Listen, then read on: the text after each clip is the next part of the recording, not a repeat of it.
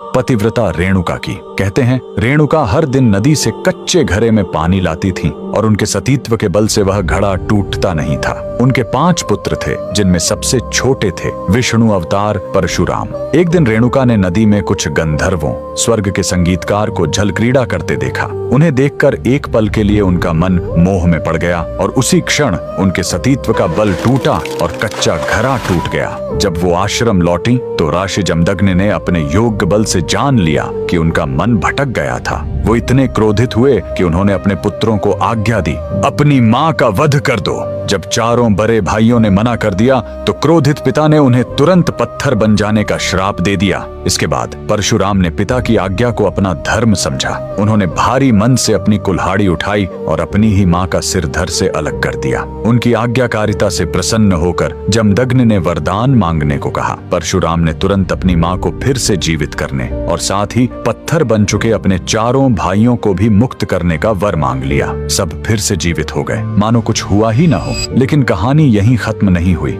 मातृ हत्या का पाप उस कुल्हाड़ी पर एक दाग की तरह चिपक गया और वो उनके हाथ से अलग ही नहीं हो रही थी। उस पाप से मुक्ति पाने के लिए वह दर दर भटकते रहे, लेकिन कोई भी तीर्थ उस कुल्हाड़ी को छुड़ा नहीं सका। अंत में वह पहुंचे पूर्वी हिमालय की लोहित नदी के किनारे और जैसे ही उन्होंने इस कुंड के जल को छुआ, चमत्कार हुआ। कुल्हाड़ी अपने आप उनके हाथ से छूट गई। यही पवित्र स्थान आज अरुणाचल प्रदेश में परशुराम कुंड के नाम से जाना जाता है। आज भी हर साल मकर संक्रांति